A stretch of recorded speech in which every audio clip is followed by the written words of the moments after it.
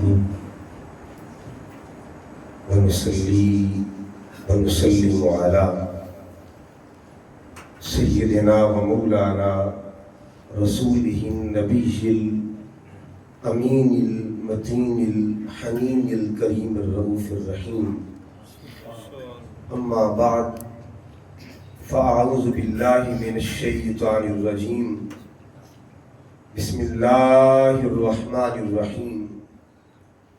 قال الله تبارك وتعالى في كلامه المجيد ثم يخرجكم طفلا. صدق الله مولانا العظيم. إن الله وملائكته يصلون على النبي يا أيها الذين آمنوا صلوا عليه وسلموا تسليما. اللهم صل على سيدنا ومولانا محمد وعلى آل سيدنا ومولانا محمد مبارك وسلم عليه. الصلاة والسلام عليك يا سيدي يا رسول الله وعلى آلك وأزواجك وأصحابك يا سيدي يا حبيب الله.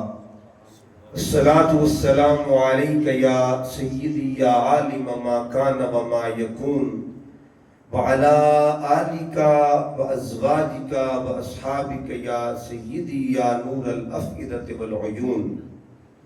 نہایت واجب الاحترام قابل صدقہ تکریم و احتشام پیر طریقت رہبر شریعت پروردہ آغوش ولایت قبلہ پیر سید محمد لطف اللہ شاہ صاحب، حضرت علامہ صاحبزادہ سید صلاح الدین شاہ صاحب، جملہ علماء کرام، عشاقان مصطفیٰ، غلامان مصطفیٰ، سامعین و حاضرین، اور آپ کی اس محفل کے مسجد کے امام و خطیب محترم قاری شیر محمد سیالوی صاحب، جملہ اہل محبت، اللہ رب العزت کا کروڑہا مرتبہ احسان عظیم ہے جس کی توفیق خاص کے ساتھ ایک مرتبہ پھر محترم حاجی محمد اسلم صاحب اور ان کے جملہ معاونین، منتظمین، احباب، ان کے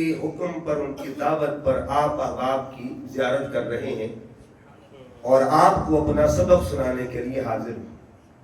اللہ تعالیٰ تمام احباب کا آنا اپنی بارگاہ میں قبول فرمائے اور اہتمام کرنے والے جو منتظمین ہیں اللہ ان کی کاوش کو قبول فرمائے. اللہ تعالیٰ اس ذکر کو ہماری زندگی کا مقدر بنائے رکھے اور اسی ذکر پر اختتام حیات ہو، اسی ذکر پر قیامت کے دن اللہ تعالیٰ آنکھ کھولے، یعنی آخری گھڑیاں ہو تو اسی ذکر کے ساتھ، قیامت کی ابتدا ہو تو اسی ذکر کے ساتھ. آج کا جو موضوع ہے جس کے لیے میں نے آیت کریمہ آپ کے سامنے اس کا ایک حصہ تلاوت کیا ہے، آج ہم ایک بچپن کا ذکر کریں گے. اور اگر ہم بچپن کی بات کریں تو اپنی گفتگو کا آغاز ایک بات سے کرنے لگوں. حضرت مالک بن دینار رحمت اللہ تعالی علیہ، اللہ کے وہ بندے گزرے ہیں، جب بھی اپنی مجلس میں، محفل میں بیٹھتے احباب کے ساتھ دعا کے لیے، تو دعا مانگنے کا ایک انوکھا طریقہ تھا، بہت ہی انوکھا طریقہ تھا. جب بھی دعا کے لیے احباب کو جمع کرتے، لوگ اکٹھے ہوتے تو دو سوال کرتے تھے. پہلا سوال یہ کرتے کہ میری محفل میں یا میری مجلس میں کوئی بچہ بیٹھا ہوا ہے؟ سوال. اگر جواب ہاں میں مل جاتا پھر دوسرا سوال کرتے تھے کہ میری محفل میں کوئی سفید داڑھی والا بیٹھا ہوا ہے؟ دو سوال کرتے، ایک بچپن کا، ایک بزرگ کا. جب دونوں سوالات پہ ہاں میں جواب مل جاتا، اس بات میں جواب مل جاتا، تو پھر چہرے پہ تبسم آ جاتا اور ہاتھ اٹھا کے عرض کرتے مولا میں نے وسیلہ ڈھونڈ لیا ہے، تجھے منانے کا وسیلہ ڈھونڈ لیا ہے. میری مجلس میں بچے بھی بیٹھے ہیں اور میری محفل میں بزرگ بھی بیٹھے ہیں. اس کے بعد آغاز دعا کرتے امید کے ساتھ، رحمت کے، امید کرم کے ساتھ، امید رحمت کے ساتھ اور امید فضل کے ساتھ پھر دعا کرتے تھے. یہ صرف حضرت مالک بن دینار کا معاملہ نہیں تھا، یہی ترتیب نماز ہے اور یہی ترتیب قرآن ہے۔ اگر آپ نماز پہ غور کریں تو نماز کی جو آخری دعا ہے، آخری دعا جب ہم وہ پڑھتے ہیں اس میں بچوں کا ذکر بھی ہوتا ہے اور بزرگوں کا ذکر بھی ہوتا ہے۔ رب اجعلنی مقیم الصلاۃ ومن ذریتی، ذریت میں بچے آتے ہیں۔ ربنا وتقبل دعا، ربنا اغفر لی ولوالدی، دعا میں بچے بھی آگے اور دعا میں بزرگ بھی آگے۔ جب دونوں آگے اب وسیلہ مل گیا کہ آخری گھڑیوں میں اللہ نے دعا رکھ دی محبوب کریم کے وسیلے سے اور بتا دیا دیکھو تمہاری دعا میں بچوں کا ذکر بھی ہو گیا ہے اور بڑوں کا ذکر بھی ہو گیا، اب قبولیت کا اشارہ مل گیا۔ لیکن اس سے بھی عجیب تر بات، اس سے بھی عجیب تر بات، تعلیم پیغمبر ہے اور ہم دعا کرتے ہیں، ہر بندہ دعا کرتا ہے مولا بچوں کی خیر کر دے، میرے بزرگوں کو بخشش کی نعمت نصیب فرما دے، ہر بندہ۔ لیکن نماز ایک پیغام دیتی ہے، اے اپنے بچوں کے لیے مانگنے والے اور اپنے بچوں کی خیر مانگنے والے، اپنے بڑوں کی خیر مانگنے والے پیچھے مڑ کے دیکھ۔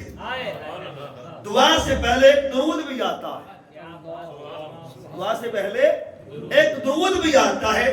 اب درود میں غور کر کے دیکھ کہ کس کی اصل کا ذکر ہے اور کس کی نسل کا ذکر ہے۔ جب وہ درود پڑھتے ہیں تو کیسے پڑھتے ہیں؟ اللہم صلی علی محمد وعلی آل محمد، بچوں کا ذکر آ گیا۔ کما صلیت علی ابراہیم وعلی آل، بڑوں کا ذکر آ گیا۔ گویا پیغام کیا دیا؟ اگر تو چاہتا ہے میری اصل کا بھلا ہو جائے تو مصطفیٰ کی اصل کا ذکر کر لے، اگر چاہتا ہے نسل کا بھلا ہو جائے تو محمد ربی کی نسل کی خیر مانگ لے۔ کہنے کا مقصد یہ ہے کہ یہ ترتیب نماز ہے۔ اچھا ایک نماز ایسی بھی ہے جس میں التحیات نہیں آتی، التحیات لیکن درود آتا ہے۔ التحیات اس نماز میں نہیں آتے لیکن درود آتا ہے، اس سے نماز جنازہ کہتے ہیں۔ اگر اس نماز کو دیکھیں اس کی بھی ترتیب ہے۔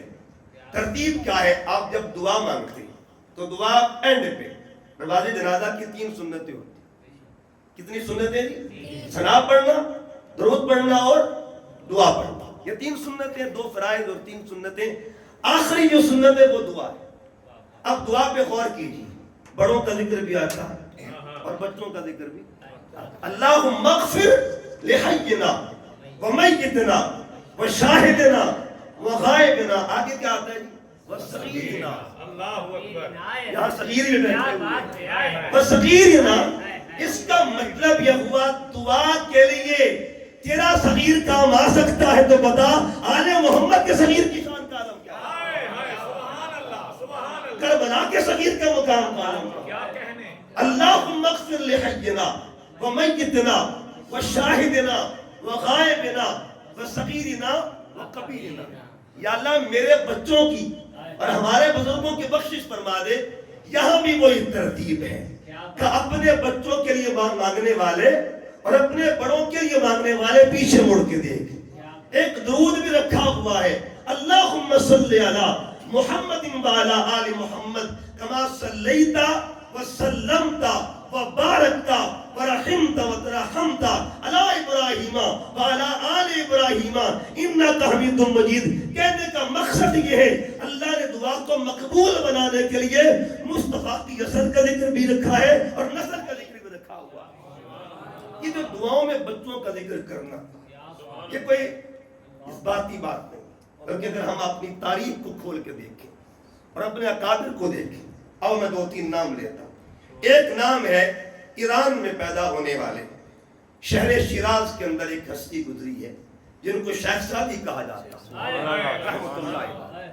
اور ان سے پوچھتے ہیں اے شیخ سعدی بتائیے آپ جب بھی آپ اللہ سے مانگتے تھے تو سلیقہ دعا کیا ہوتا تھا اور طریقہ دعا کیا ہوتا تھا؟ شیخ سعدی نے ہمیں ایک پیغام دیا اور ہمیں ایک طریقہ بتایا۔ وہ دعا کیسے مانگتے تھے؟ الہی بحق بنی فاطمہ، الہی بحق بنی فاطمہ، بنی میں نسل کا ذکر ہے اور فاطمہ میں اصل کا ذکر ہے۔ کیا حسن ترتیب ہے اور اور کیا حسن امتزاج ہے الہی بحق کے بنی فاطمہ کہ بر قول ایما کنی خاتمہ. فارسی کی اصطلاحات بعض نے یہاں کنم گرامیٹک پوائنٹ آف ویو سے بعض نے کنی بھی استعمال کیا. الہی بحق کے بنی فاطمہ کہ بر قول ایما کنی خاتمہ اگر دعوتم رد کنی ور قبول منو دست و دامان آل رسول. شیخ سعدی کمال بھی کر دیا. جو اگلا حصہ ہے اگر دعوتم رد کنی ور قبول, آپ فرماتے اگر میری دعا رد بھی ہو جائے نا پھر بھی سعدی مایوس نہیں ہوا کرتا. اے سعدی حوصلہ کیا ہے اور حوصلہ افزا بات کیا ہے؟ ایک ہی وسیلہ ہے, ایک ہی وسیلہ ہے منو دست دامان آل رسول. قیامت کے دن آل محمد کا دامن تھام دیا. اور پیچھے مڑ کے دیکھیں ایک نام اور نظر آئے, مصر کی دھرتی پر پیدا ہونے والا. کیا نام ہے اور کیا مقام ہے. نام تھا محمد, بابا کا نام تھا ادریس, محمد بن ادریس الشافعی رحمۃ اللہ تعالی, جن کو امام شافعی کہا جاتا ہے. آج بھی ان کا مزار مصر کی دھرتی پہ ہے. امام شافعی کو دیکھیں, آپ جب اللہ سے مانگتے تو کیسے مانگتے؟ میرا پورا گفتگو اسی موضوع پہ ہے لیکن کیونکہ میرا ٹاپک ہو رہا ہے. آپ جب کبھی مانگتے تو کیسے مانگتے؟ آپ کا وہ جو ربائی ہے یا وہ شعر جو ہے وہ آج بھی ہماری زبانوں پہ آتا ہے. امام شافعی کیسے مانگتے؟ لی خمستن اطفی بہا ہر غلبہ الحاتمہ المصطفیٰ والمرتضی وابناہما والفاطمہ. امام شافعی کہنا کیا چاہتے؟ مولا تجھے محمد کی آل کا واسطہ پیش کر رہا پنجتن پاک کا. اور پھر دیکھیے ذرا تھوڑا سا اب قریب آتے, ایک نام گزرا ہے اور اس نام کو پوچھتا ہے اس کے رسول امام احمد رضا رحمۃ اللہ. آپ ایک ہی لائن میں پانچوں کا ذکر فرما دیتے ہیں, ایک ہی لائن میں, اور پانچوں کا ذکر کرتے کیسے ہیں؟ فرماتے نور بنت نور. جب سیدہ پاک کا ذکر کیا نور بنت نور, زوج نور, ام نور, نور یعنی انوار خمسہ کا ذکر ہو رہا ہے. انوار خمسہ کا ذکر ہو رہا ہے. نور بنت نور, زوج نور, ام نور, نور نور مطلق کی کنیز اللہ نے لہنا نور کا. اور آگے کیا لکھتے ہیں آپ؟ فرماتے تیری نسل پاک میں ہے بچہ بچہ نور کا, تو ہے اہل نور, تیرا سب گھرانہ نور کا. نعرہ تکبیر, نعرہ رسالت, نعرہ رسالت, نعرہ حیدری, کربلا کشا حسین, کربلا کشا حسین, حسینی ہے. اس کا مطلب یہ ہوا اکابرین نے پیغام کر دیا ہے. ابھی قبلہ شاہ صاحب امام حسن رضا خان کا کلام پڑھ رہے ہیں. کہنے کا مقصد یہ ہے کہ ہمیں پیغام یہ دیا گیا ہے کہ جب بھی اللہ کو منانا ہونا حضور کی آل کا وسیلہ پیش کرو, اللہ مان جاتا. گفتگو کا میں نے ابھی آغاز نہیں کیا لیکن ایک اور میرے ذہن میں بات لگی حاج صاحب, ایک نام گزرا ہے قدرت اللہ شہاب. آپ کی کتاب شہاب نامہ, اس کا مطالعہ کیجئے. یہ ڈپٹی کمشنر ڈھنگ بھی رہے, ڈی سی ڈھنگ بھی رہے, کشمیر ایکشن کمیٹی کے چیئرمین بھی رہے, اور بھی بڑے بڑے سرکاری عہدوں پر فائز تھے. وہ فرماتے کہ جب میں سرکاری دورے پہ تھا, وزٹ پہ تھا, پھر اللہ پاک نے رنگ چڑھا دیا اور رنگ بھی کمال پہ چڑھایا. کہتے میں سرکاری دورے پہ تھا, میں گاؤں سے گزرا تو جمعے کا وقت آ گیا. میں جمعہ کی نماز پڑھنے کے لیے وہاں رکا تو ایک بابا جی, سادہ سے بابا جی تھے, ہاتھ میں کتاب لی ہوئی ہے اور خطاب کر رہے ہیں. کہنے لگے میں پہلی صف میں آ کے بیٹھ گیا, میں بھی خطاب سنتا رہا, کبھی کوئی گفتگو کا حصہ, کبھی کوئی بات فرماتے. تو کہتے اچانک گفتگو کرتے کرتے انہوں نے ایک جملہ بول دیا اور وہ جملہ میرے دل پہ زخم ہو گیا, تک تحریر ہو گیا. کہنے لگے وہ بابا جی نے کہا زندگی میں اگر کوئی مشکل پیش آئے, کبھی کوئی مشکل معاملہ ہو, بطول زہرا کا وسیلہ تم پیش کر دو, اللہ مشکل ٹال دیا کرتا. قدرت اللہ شہاب فرماتے اسی لمحے میرے دل میں خیال تھا, ایک آرزو تھی, میری تمنا تھی, میں نے بیٹھے بیٹھے اللہ کی حضور عرضی پیش کر دی اور وسیلہ سیدہ پاک کا پیش کیا. کہتے کہ 6 ماہ گزر کے جرمن میں میری فیملی کے لوگ کچھ رہتے تھے, تو ان پر کچھ لمحے کے لیے الہاد کا سایہ ہو گیا. پھر اللہ نے بعد میں پھر مائل کر دیا. کہتے میری کزن نے مجھے فون کیا اور کہتے قدرت اللہ بھائی اللہ نے پھر سے پلٹا دیا اور وہی رنگ غالب فرما دیا، پہلے والا رنگ، اور جس رات کے رنگ ملا ہے نا اس رات اللہ نے ایک اور رنگ بھی عطا فرما دیا۔ فرماتی میری آنکھ لگی تو آنکھ ادھر بھی لگ گئی تھی، حضور سیدہ طیبہ طاہرہ مخدومہ کائنات میرے خواب میں تشریف لاتی ہے اور آپ فرماتی ہے قدرت اللہ سے کہہ دینا اس کا مسئلہ حل ہو گیا ہے۔ کہتے جب خط میں لکھا انہوں نے اور مجھے پیغام ملا چیخیں نکل جاتی ہیں، کہاں میری اوقات اور کہاں ان کی ذات، اور وہ کام کیا تھا، وہ معاملہ کیا تھا، وہ کون سی التجا تھی، کون سی دعا تھی۔ کہتے میں بڑے بڑے صوفیاء کے پاس، بزرگوں کے پاس گیا، اہل علم کے پاس گیا، اس نیت کے ساتھ کہ مجھے اسم اعظم کا نور نصیب ہو جائے، اسم اعظم کا نور نصیب ہو جائے، لیکن کہیں بات بن رہی نہیں تھی۔ کہتے بس اس بابا جی کے جملے نے مجھے امید دلا دی، بس پھر کا ہوا وسیلہ میں نے ڈالا، اللہ نے ضرور عطا فرما دیا۔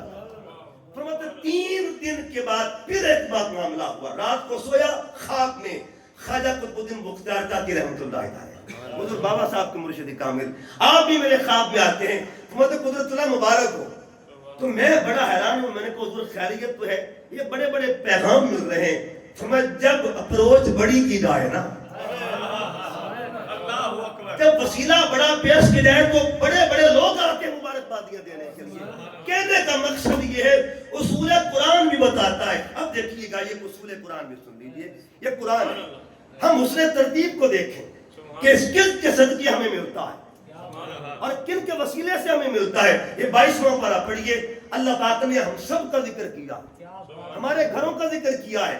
سورہ احزاب 22واں پارہ پہلا صفحہ، فَإِنَّ الْمُسْلِمِينَ وَالْمُسْلِمَاتِ وَالْمُؤْمِنِينَ وَالْمُؤْمِنَاتِ والقانتين والقانتات والصادقين والصادقات والصابرين والصابرات والخاشعين والخاشعات والمتصدقين والمتصدقات والصائمين والصائمات والحافظين فروجهم والحافظات والذاكرين الله كثيرا والذاكرات۔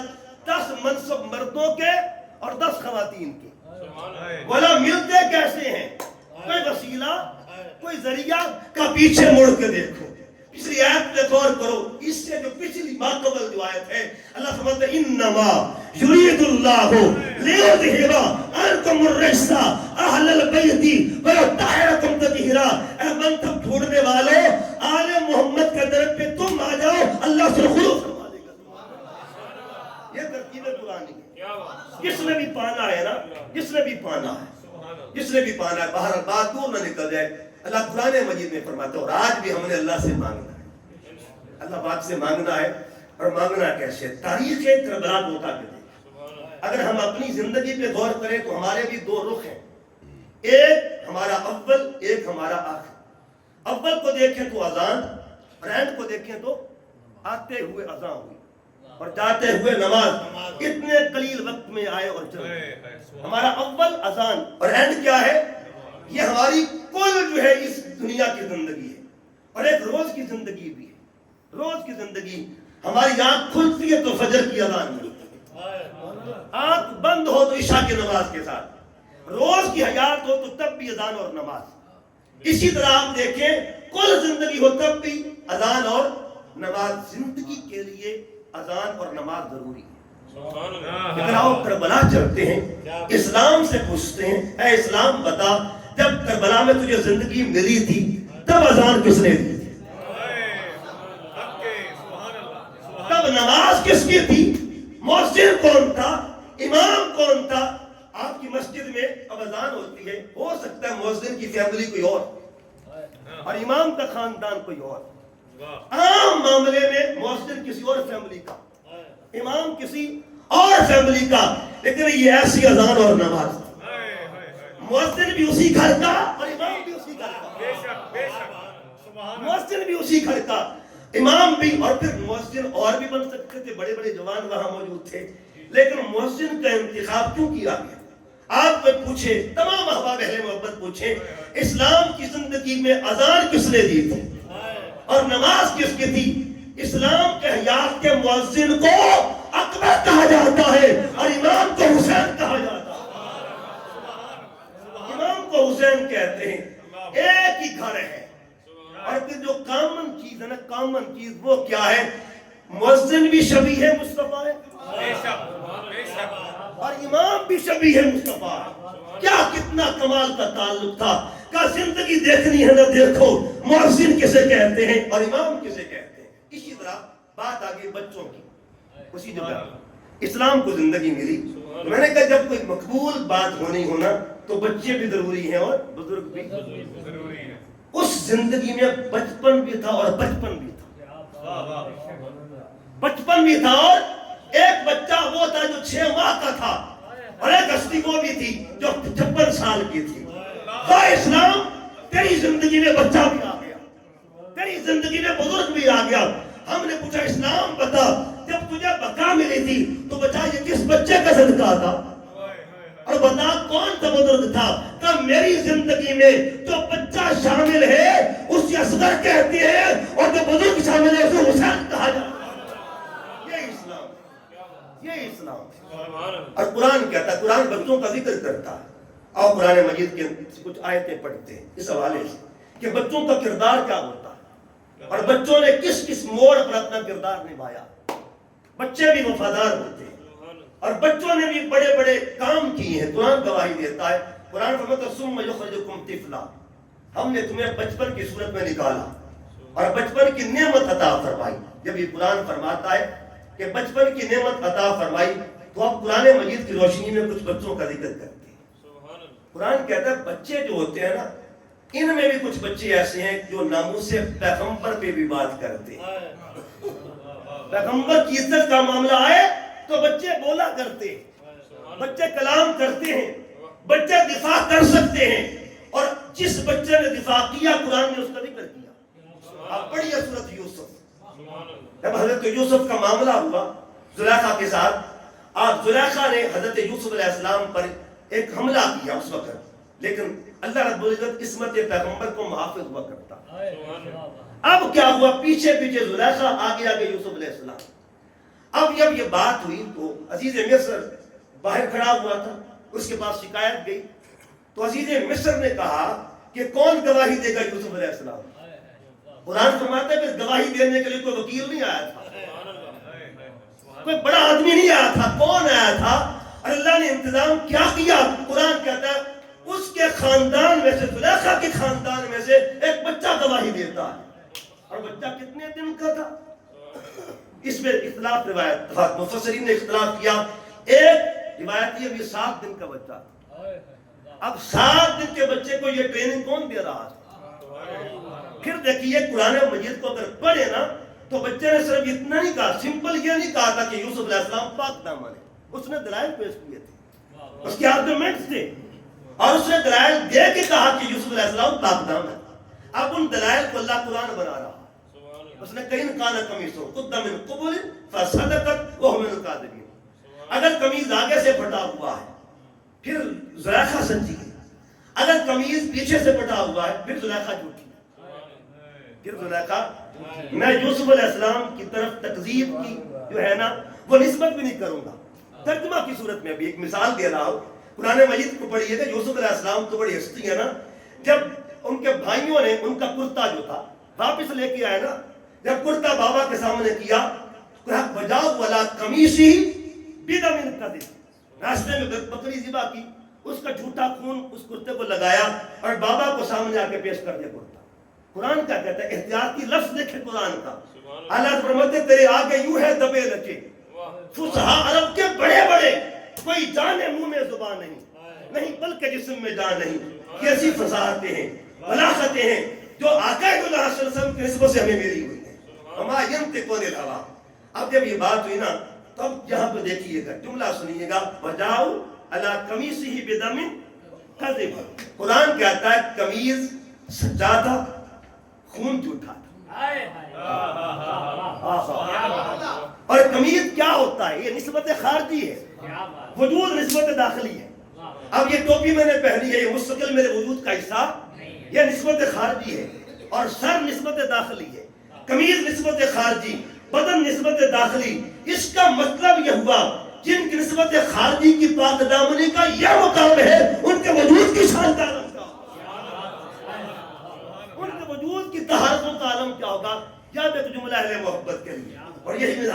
کا پیغام وطیرہ ہے، پیغام محبت۔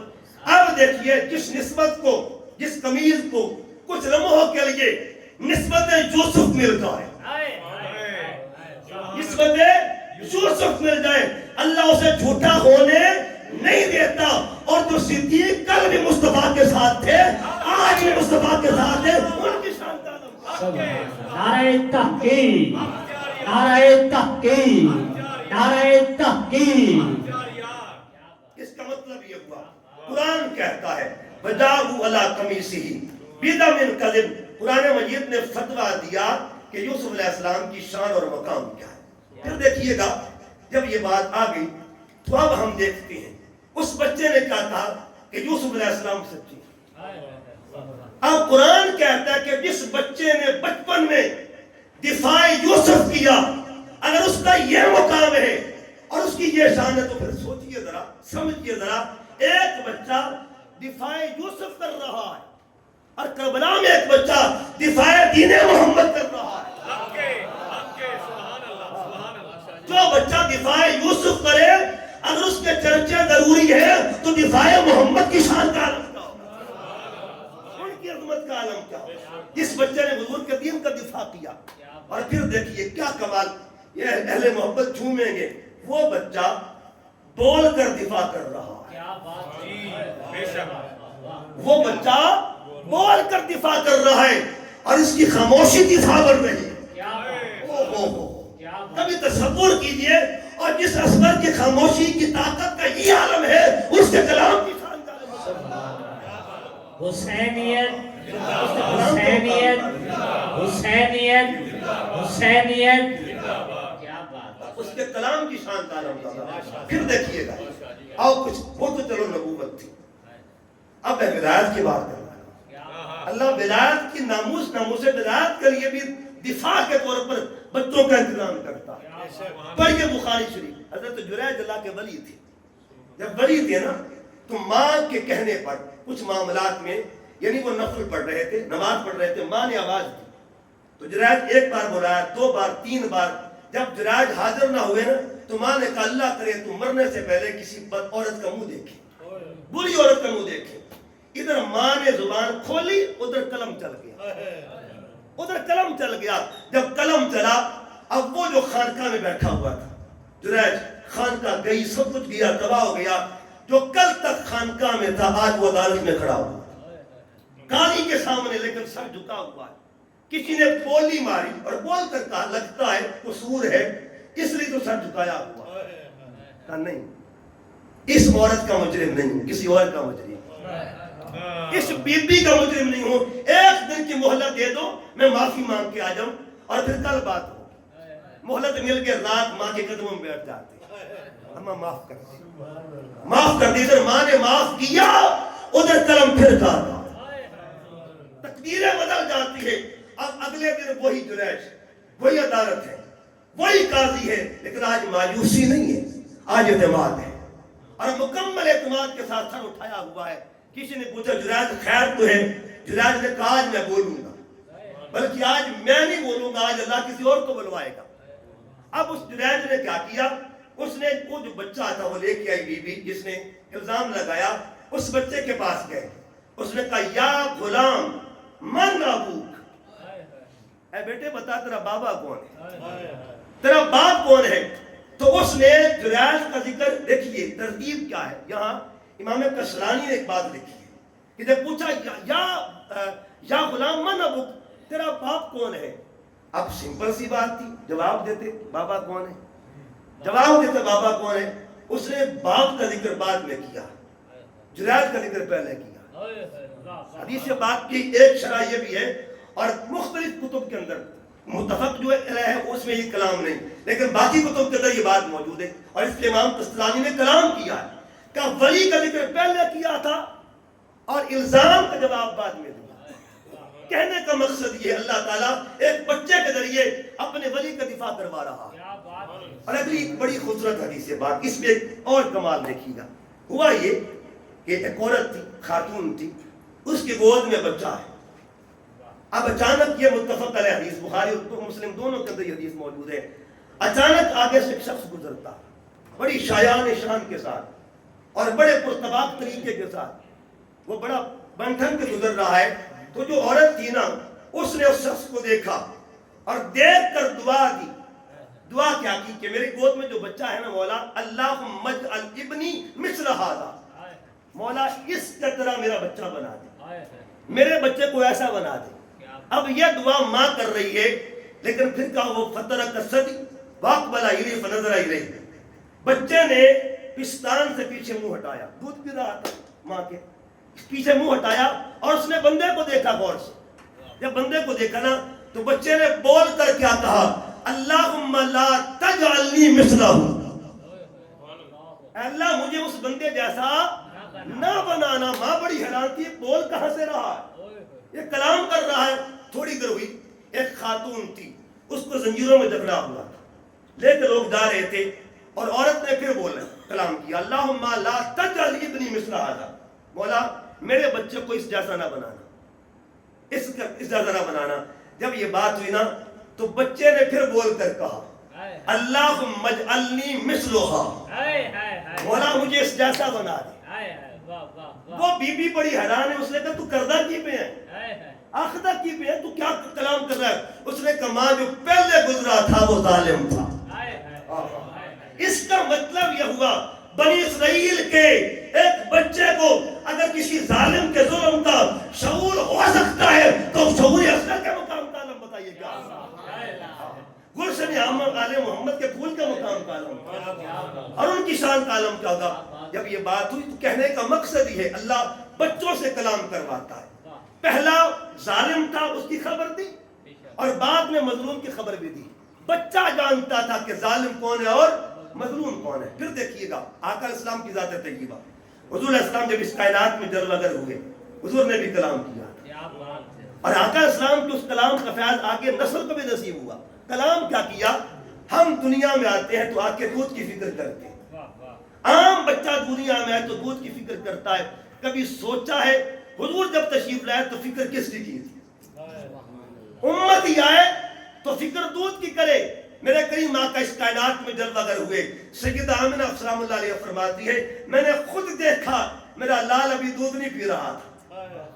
لال نے سجدہ پہلے کیا، سجدہ بھی کیا، اور سجدے میں کلام بھی ہو رہا ہے، کلام بھی ہو رہا ہے. ایک وقت میں دو کام کرنا، یا طریقہ نانے کا ہے یا طریقہ نوازے کا. نعرہ تکبیر، نعرہ رسالت، نعرہ حیدری، حسینیت، حسینیت، حسینیت، علماء اہل سنت. ایک وقت میں دو کام کرنا، یا طریقہ اصل کا ہے یا طریقہ نسل کا ہے. کیا کام کیا؟ سجدہ کس کو کر رہے تھے تو دعا کس کی خاطر کر رہے؟ دو کام ہوئے نا، ایک کا زاویہ تعلق باللہ کے ساتھ اور دوسرا زاویہ تعلق بالعباد کے ساتھ. ایک حقوق اللہ اور ایک حقوق امت. ایک کا تعلق ذکر کے ساتھ تھا، ایک کا تعلق فکر کے ساتھ تھا. ذکر کس کا کر رہے تھے اور فکر کس کی ہو رہی تھی؟ اور ایک سجدہ یہاں پہ ہوا، ایک سجدہ کربلا میں ہوا. اور ایک اور بات کر دوں، ایک سجدہ مدینے میں بھی ہوا تھا، وہاں بھی دو کام ہو رہے تھے. وہاں بھی دو کام ہوئے تھے. حضرت شداد بن شداد یا شداد بن اوس بھی ہیں، حدیث کراوی ہیں، فرماتے میں حضور علیہ السلام کی مسجد میں تھا، آقا السلام کے پیچھے نماز پڑھ رہا تھا. ہم جب سجدے میں گئے نا تو سجدہ طویل ہو جاتا، سجدہ لمبا ہو گیا، سجدہ لمبا ہو گیا. جب سجدہ طویل ہوا تو مجھے محسوس ہوا، میں نے محسوس کیا کہ لگتا ہے سرکار وصال کر گئے، لگتا ہے روح پرواز کر چکی ہے. کہتے میں نے تھوڑا سا سر اٹھایا، اٹھا کے کیا دیکھا کہ آمنہ کا لال سجدے میں ہے اور زہرا کا لال کس میں بیٹھا ہوا. اللہ اکبر، سبحان اللہ. مجھے بتائیے سجدے میں کس کا ذکر ہو رہا تھا اور فکر کس کی ہو رہی تھی؟ اس کا مطلب یہ ہوا ذکر خدا کرنا یہ بھی سنت مصطفیٰ ہے اور ذکر حسین کرنا یہ بھی سنت مصطفیٰ ہے. حسینیت، حسینیت، کربلا کا شاہ حسین، کربلا کا شاہ حسین. اگر ہم محراب کو دیکھیں تب بھی ذکر اور فکر ملتے ہیں، اور اگر ہم منبر کو دیکھ لیں اے ممبر پر خطاب کرنے والے خطباء کبھی غور کرو، جب حضور خطبہ دے رہے تھے اور خطبے کا تعلق وجوب کے ساتھ ہے، خطبہ جو دے رہے تھے سرکار اور سامنے کیا دیکھا؟ امام حسین تشریف لا رہے ہیں۔ بتائیے سرکار نے خطبہ چھوڑا کہ نہیں چھوڑا؟ حدیث کیا کہتے ہیں؟ خطبہ ترک کیا یا نہیں کیا؟ خطبے میں ذکر خدا ہو رہا تھا اور خطبہ چھوڑ کے فکر حسین ہو رہی تھی۔ آپ کے ممبر نے بتا دیا کہ ذکر کرنا یہ بھی سنت ہے اور فکر کرنا یہ بھی سنت ہے۔ آج میں ایک حدیث پڑھ رہا تھا اور ایک جگہ پہ خطاب بھی تھا، حضرت سیدنا فاروق اعظم رضی اللہ تعالی، یہ جو روایت ہے یہ صاحب بہت بڑی ہستی گزری، امام صاحبی شمس الدین ان کا نام تھا، سیر اعلام النبلاء کی کتاب کا نام، اعلیٰ حضرت نے ان کو امام الائمہ لکھا ہوا، یہ ان کا درجہ تھا۔ انہوں نے اپنی کتاب میں یہ روایت لکھ کر کی، کہتے ہیں حضرت فاروق اعظم منبر پر بیٹھے ہوئے تھے، امام حسین آ جاتے، جب امام حسین آئے فاروق اعظم نے اپنی دستار اتاری۔ امام ذہبی لکھتے ہیں اتھینٹک محدث ہے، اور یہ وہ امام ذہبی ہیں جتنے بھی محدثین ہیں اور حدیث پڑھنے والے، علوم الحدیث جاننے والے، ان کی کتاب کے بغیر آگے چلتے ہی نہیں، اصول کی کتاب ہے۔ بہرحال عرض کر رہا تھا، فاروق اعظم اٹھے، اپنی پگڑی اتار دی اور حدیث کا لفظ ہے، حدیث بالاثار فَوَضَعَ يَدَهُ عَلَى رَأْسِهِ، امام حسین کا ہاتھ پکڑا، اپنے سر پہ رکھ دیا۔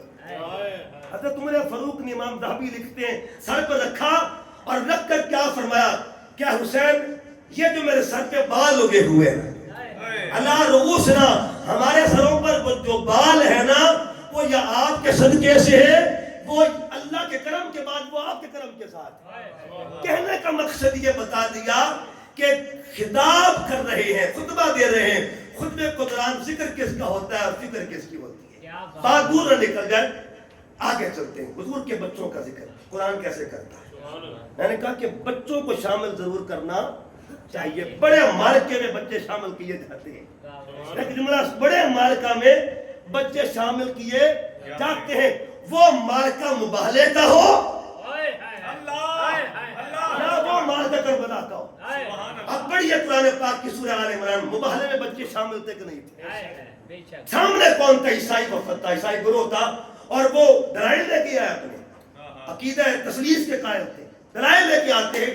ادھر آقا علیہ السلام میدان میں داخل ہوئے، حضور تنہا داخل نہیں ہوئے۔ قرآن مجید فرماتا ہے فَقُلْ تَعَالَوْا، حبیب ان کو فرما دی، نَدْعُ أَبْنَاءَنَا وَأَبْنَاءَكُمْ، آؤ ہم اپنے بچوں کو لے کے آتے ہیں، تم اپنے بچوں کو لے کے آؤ، وَنِسَاءَنَا وَنِسَاءَكُمْ، ہم اپنی عورتوں کو لے کے آتے ہیں، وَنِسَاءَكُمْ، تم اپنی عورتوں کو لے کے آؤ، وَأَنفُسَنَا، اس کا مطلب یہ ہوا بڑے مارکے میں جاتے ہوئے بچوں کو لے کے جانا، اسے سنت محمدی کہا جاتا ہے۔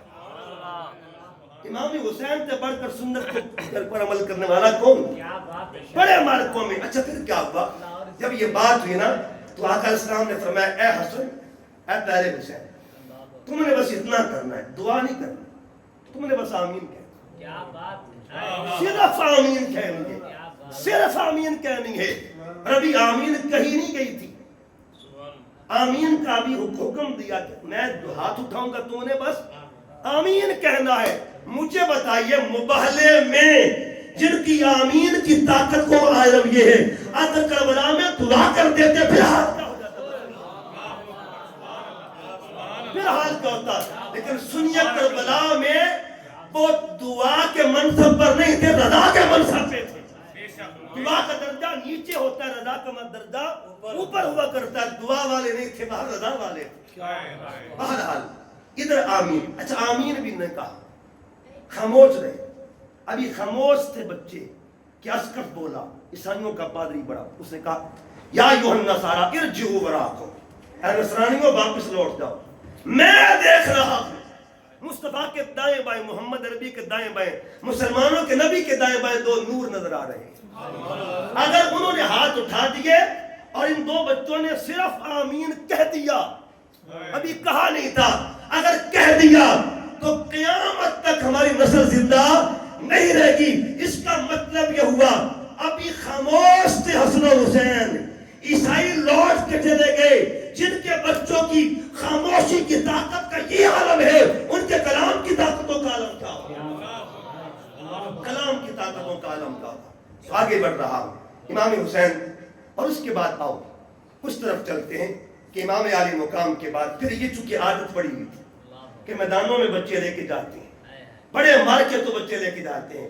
اب جب کربلا کا مارکا ہوا، نانا کی سنت یہ بھی تھی کہ بچے، اور پھر ایک نام آپ نے سنا ہوگا حضرت مسلم بن عقیل. کیا کمال کی وفا ہے. کربلا کے چیپٹر کا بادشاہ جو مقدمہ ہے وہ امام مسلم بن عقیل ہے. پہلے چیپٹر کو مسلم بن عقیل، یہ مسلم بن عقیل 8 بھائی تھے. 8 بھائیوں میں ان کا انتخاب سفیر حسین کے طور پہ کیوں ہوا؟ راز کیا تھی، حکمتیں کیا تھی؟ ان کا انتخاب کیوں ہوا؟ 8 بھائیوں میں بعض نے 5 لکھی ہیں بعض روایتوں میں، لیکن جو اوتھینٹک روایت اس میں 8 لکھی ہیں. 8 بھائی تھے، ایک کا انتخاب کیوں کیا سفارت کے لیے؟ اس کی 2 وجوہات تھی. ایک وجہ یہ تھی، حضرت ابو ہریرہ اس کے راوی ہیں، آپ فرماتے ہیں اشبہ بالنبی صلی اللہ علیہ وسلم، میں جب بھی مسلم بن عقیل کو دیکھتا مجھے یوں لگتا کہ چہرہ مسلم کا ہے، جمال محمد مصطفیٰ صلی اللہ علیہ وسلم، چہرہ مسلم بن عقیل کا ہے. اور دوسری بات یہ، آپ جانتے ہیں کہ جب امام حسین 3 شعبان کو مکے میں داخل ہوئے اور پھر 4 مہینے مکے میں قیام فرمایا، 4 ماہ کے بعد پھر سفر کیا آپ نے کربلا کی جانب. جب سفر ادھر سے خطوط آنے لگے تو آپ نے مسلم بن عقیل کو فرمایا مسلم جاؤ، آپ نے سفیر بنا دیا. حضرت مسلم بن عقیل جب وہاں سے نکلے تو مکہ سے پہلے مدینے جاتے. کہاں گئے جی؟ مدینہ. کیا لینے گئے تھے؟ مدینہ میں کیا لینے گئے تھے؟ یہ کربل کی ابتدا ہو رہی ہے، یہ تاریخ کربلا کا آغاز ہو رہا ہے، یہ مقدمہ ہے. اور مقدمہ کتنا سنہری ہے. آپ جب مکے میں تنہا تھے، جب مدینے میں گئے تو بچوں کو ساتھ لینے گئے. مقصد کیا تھا؟ وفا کے کمال کو مسلم بن عقیل کہتے ہیں کہ پیارے حسین اگر کبھی معاملہ پڑ بھی جائے نا، میرے بچے قربان پہلے ہوں گے، حسین کے بچے قربان بعد میں ہوں گے. یہ محبت تھی، یہ وفا تھی. اور ایک جملہ میں وقت زیادہ نہ لوں، ایک جملہ بولنے لگوں. جب حضرت مسلم بن عقیل دارالامارات کے اندر تھے، جہاں ابن زیاد کا جو ہیڈ آفس تھا اس بدبخت اور لعین کا، تو آخری وقت میں آپ کو کہا گیا مسلم ایسا کرو، یزید کی امارت کو تسلیم کرو، تمہیں بھی معافی اور تمہارے بچوں کو بھی معافی. ایک جملہ بولا اور اہل علم کی نظر کرنا چاہتا ہوں. ایسا جملہ کیا تھا مسلم بن عقیل کا، اور اہل علم جانے وہ جملہ کیا تھا. عربی کے اندر وہ جملہ ہے. جملہ کیا تھا؟ آپ نے فرمایا تم مجھ سے یہ توقع رکھتے ہو؟ آگے فرمایا حل یستوی الخمر والسلسبیل، مجھے یہ بتا دو کیا شراب اور آب کوثر برابر ہو سکتے ہیں کبھی؟ کیا شراب اور آب کوثر برابر ہو سکتے ہیں؟ کہنے کا مقصد یہ ہے آخری وقت میں جو موت کے منہ میں ڈال کر، وہ آنکھوں میں آنکھ ڈال کر کیا کہتا ہے، پیغام کیا دیتا ہے؟ خواجہ اجمیر کی زبان میں شاہ است حسین، بادشاہ است حسین، تین است حسین، تین بنا است حسین. سن لے میرے بادشاہ کو فقط حسین کہا جاتا، فقط حسین کہا جاتا. اپنے بچے پیش کر دیے. اور یہ کربل کا آغاز تھا جو بچوں سے ہوا. اور وہ بچے کون تھے؟ ایک کا نام تھا محمد، ایک کا نام ابراہیم تھا. جب ان کو کنارے پر شہید کرنے لگے نا بدبخت، ایک بچے کو شہید کیا گیا اور دریا میں پھینک دیا. جب دریا میں پھینکا، آدھی جگہ پہ جا کے، آدھے دریا یعنی دریا کے نصف پہ جا کے وہ کھڑے ہو جاتے، لاش کھڑی ہو جاتی ہے. اس کی وجہ کیا تھی؟ وہ پچھلے بھائی کا انتظار کر رہا تھا. وَلَا تَقُولُوا لِمَنْ يُقْتَلُ فِي سَبِيلِ اللَّهِ أَمْوَاتٌ بَلْ أَحْيَاءٌ وَلَٰكِن لَّا تَشْعُرُونَ. بتا دیا کہ وفا والوں کا اگر یہ مقام ہے تو امیر کی شاہدانہ کیا ہوگا، اگر سفیر کا یہ مقام ہے. بہرحال بات دور نہ نکل جائے، آؤ کربلا چلتے ہیں. اور کربلا میں آؤ اس بچے کا ذکر کرتے ہیں. اس بچے نے دفاع ناموس محمدی کے لیے کردار ادا کیا، جس کی خاموشی جو ہے وہ پہرا دے گئی، جس کی خاموشی طاقت بن گئی، جس کی خاموشی نے یزیدیت کو ہلا کر رکھ دیا تھا. یزیدیت کے دیوار میں تابوت میں کیے ٹھوکنے والے اس خاموش مجاہد کو اصغر کہا جاتا. کیسے مجاہد ہے؟ اچھا ایک نصاب امت ہوتا ہے اور ایک نصاب آل محمد ہے. نصاب امت کیا ہے؟ جہاد کے حوالے سے جب کنڈیشن بیان کرتے یہ شریعت، تو شریعت عاقل بھی لکھتی ہے، شریعت بالغ بھی لکھتی ہے، شریعت تندرست وانا بھی لکھتی ہے، قوی و اقویٰ بھی لکھتی ہے. یہ ساری شرائط شریعت لکھتی ہے. لیکن یہ جو مجاہد ہے نا، بتائیے آل محمد کا نصاب کیا ہے؟ یہ وہ جو بچہ تھا اس کا نصاب کیا ہے؟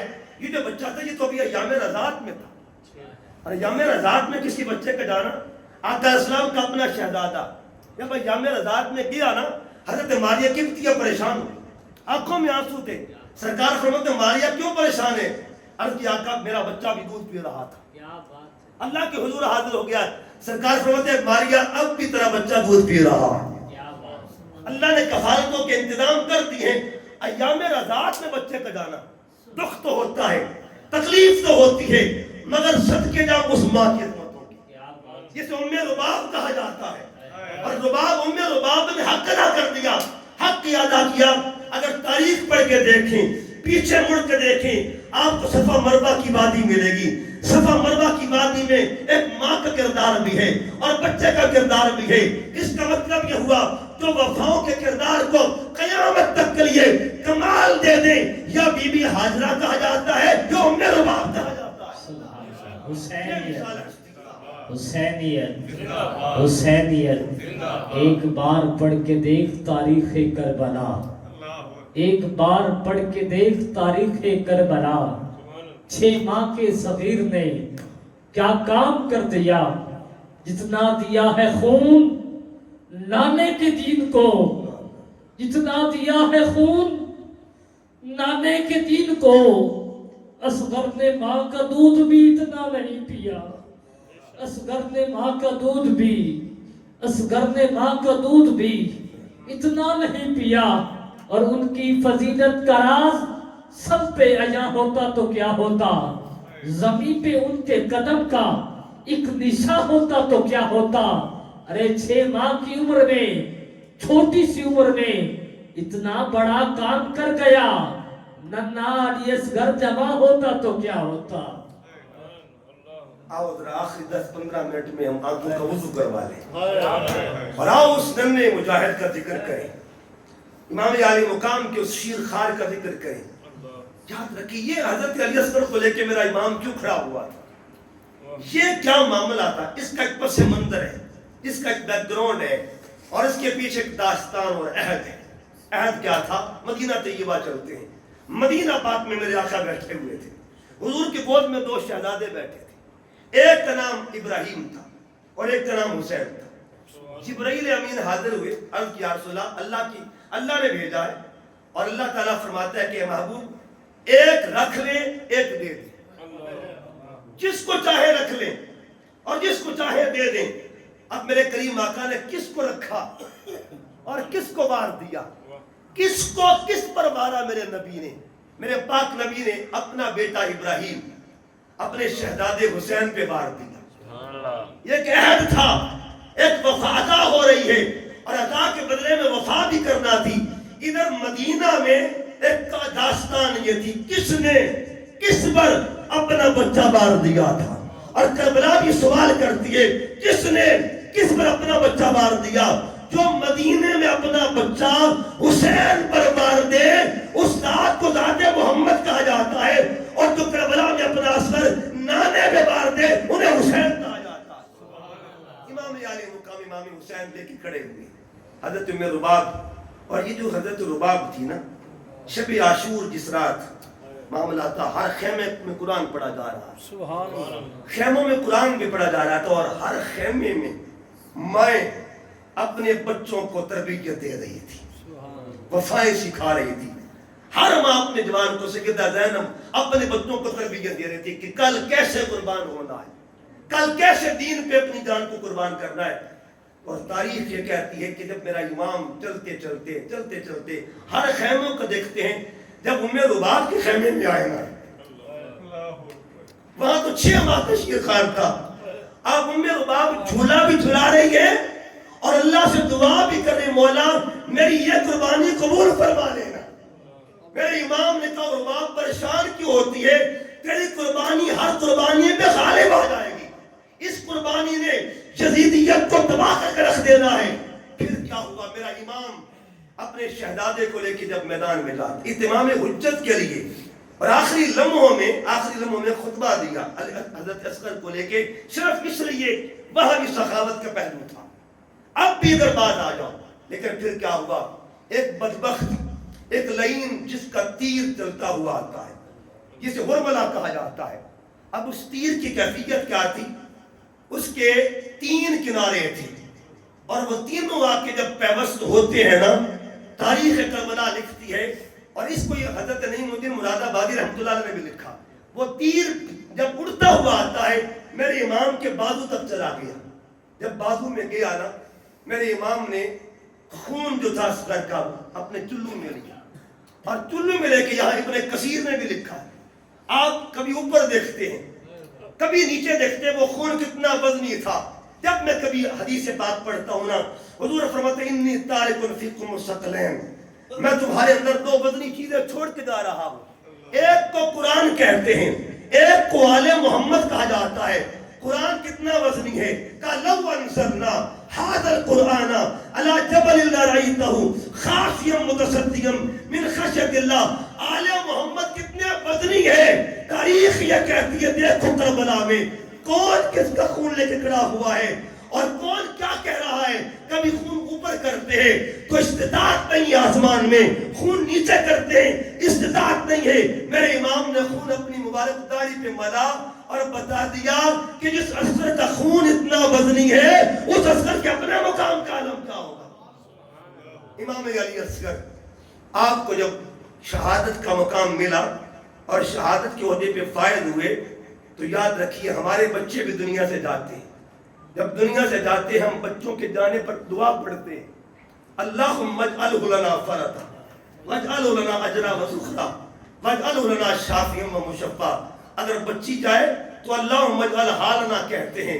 لیکن آج عجیب منظر تھا، میرا امام تنہا تھا، جنازہ پڑھنے والے سارے چلے گئے دنیا سے اور سارے قربان ہو گئے، اکیلے میرے امام ہیں.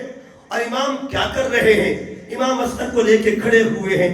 جن کے امت کے بچے اور جن کے نانا کی امت کے بچے، جن کے نانا کے نوکر اپنے بچوں کے لیے کہتے ہیں شافیہ و مشفع، اور جن بچوں نے حقیقت میں اس امت کی شفاعت کرنی ہے، آج وہ بچہ اس کیفیت میں ہے.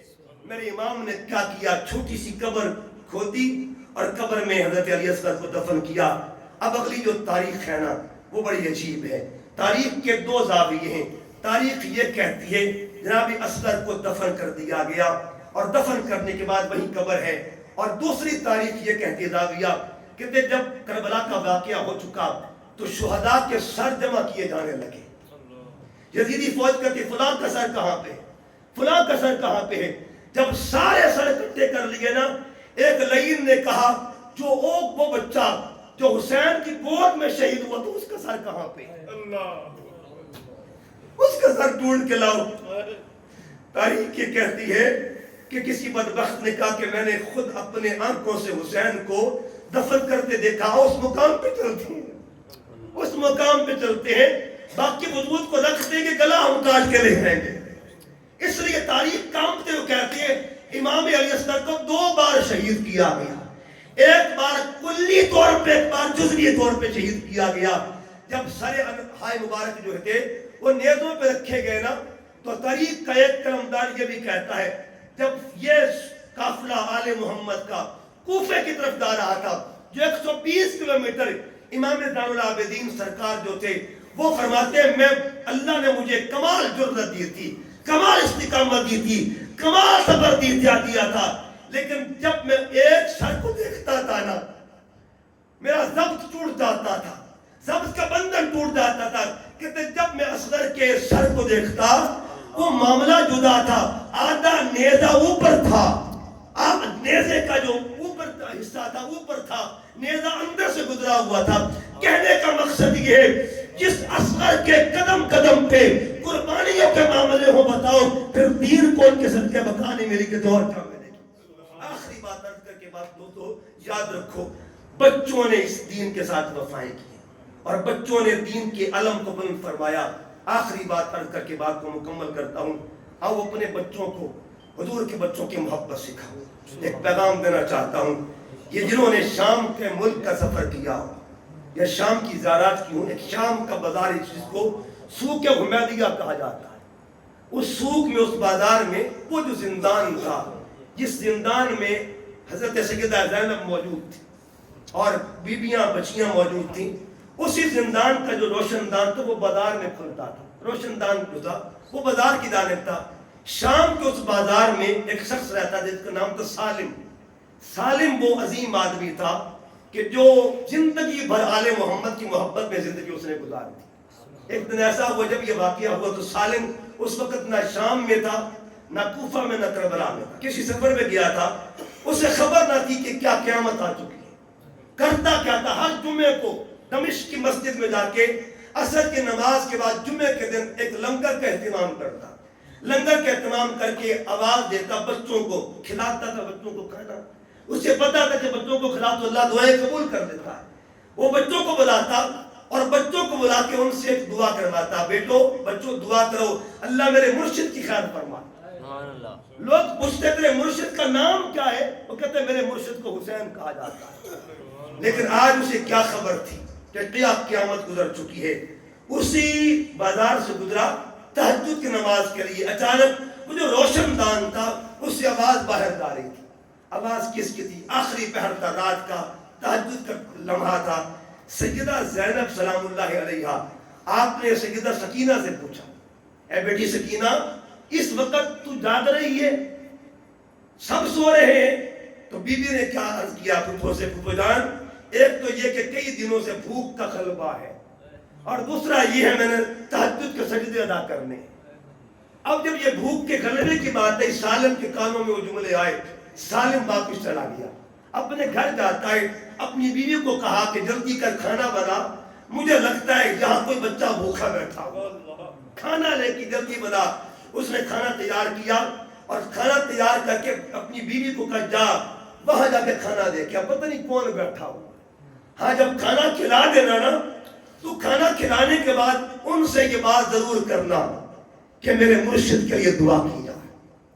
وہ بی بی جب کھانا لے کے گئی سیدہ زینب کی بارگاہ میں حاضر ہوئی اور سیدہ کو سلام پیش کیا. سلام پیش کر کے عرض کیا کہ بی بی آپ کے اس خیمے کے اندر، آپ کے اس کمرے میں، زندان میں یا اس کمرے میں کوئی بچہ بھوکا بیٹھا ہوگا، آپ اس کو کھانا کھلا دیں. سیدہ زینب نے بچوں کو بلایا، آگے کھلانے لگے نا. جب کھلانے لگے تو اس بی بی نے وہی جملہ بولا کہ اے بی بی کھانا کھلانے کے بعد ایک عرضی ہے، ان بچوں سے دعا کروا لینا. اور دعا کیا کروانی ہے؟ سیدہ زینب نے پوچھا کس کے لیے دعا کروانی ہے؟ عرض کے دعا کروائیں اللہ میرے مرشد کی خیر فرمائے، میرے مرشد کا بھلا ہو جائے. سیدہ زینب نے پوچھا بی بی تیرے مرشد کا نام کیا ہے؟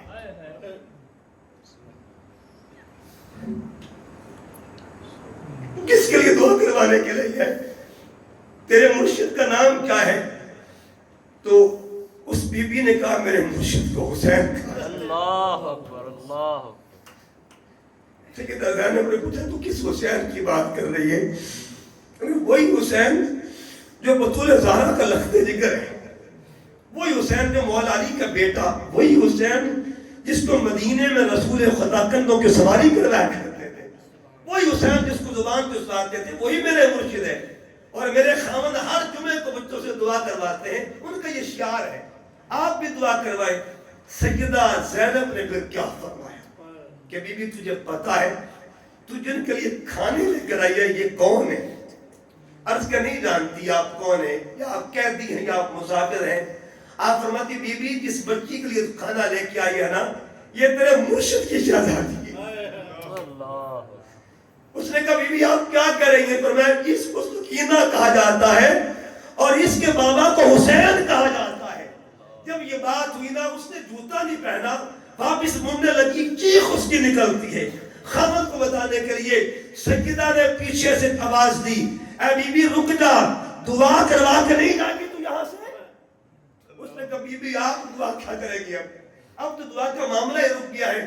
سیدہ زینب نے فرمایا ہمیں مجبور نہ سمجھنا، یہ جو تو دیکھ رہی ہے نا یہ رضا کا سودا ہے، اور جو تو ہم سے مانگنے لگی ہے یہ عطا کا سودا ہے. اب پھر دعا کیا کہ مولا جو تیرے محبوب کے بچوں سے محبت کرتا ہے قیامت کے دن اسے نانا محمد کی شفاعت نصیب فرما دینا. کہنے کا مقصد یہ ہے جن کی دعاؤں میں بھی یہ ہوتا تھا کہ جو ہمارے بچوں سے پیار کرتا ہے، جو ہمارے بچوں سے محبت کرتا ہے اور جو ہمارے بچوں کے ساتھ کمال شفقت کرتا ہے، ان کا قیامت کے دن مقام کیا ہوگا۔ آج کا پیغام بس یہ ہے، ہم نے بچپن کا ذکر کیا تھا، اور آؤ اگر چاہتے ہیں نا ہمارے بچوں کو، اور یہ میرا اکثر پیغام ہوتا ہے، اگر چاہتے ہوں نسلیں سنور جائے تو نسل محمد سے پیار کر لو۔ نسلیں سنوارنے کے لیے نسل محمد سے پیار کرو، اور نسل رسول سے پیار کرنا دنیا میں سنور جائے گی اور آخرت بھی سنور جائے گی۔ بڑے بڑے لوگ آئے دنیا میں اور انہوں نے یہی بات کی کہ حضور علیہ السلام کی آل سے محبت کی، اللہ نے ان کو اجر کیا دیا۔ 700 سال کے بعد اگر سمرقند کی سید زادی کے ساتھ کوئی محبت کرے اور کوئی شفقت کرے، اللہ پھر اس مجوسی کو مومن بنا دیتا ہے۔ یاد رکھیے صدیاں بھی گزر جائے نا، یہ فتوائیں کام آتی ہیں۔ بارے دیگر اللہ کے حضور عرض گزار ہیں، اللہ پاک آپ کی کاوش کو قبول فرمائے، اور آج کے ذکر کو اللہ تعالیٰ ہم سب کے نجات کا ذریعہ بنا دے، ہماری آخرت کی بہتری کا ذریعہ بنا دے۔ وما علیہ الا السلام سلام کے بعد دعا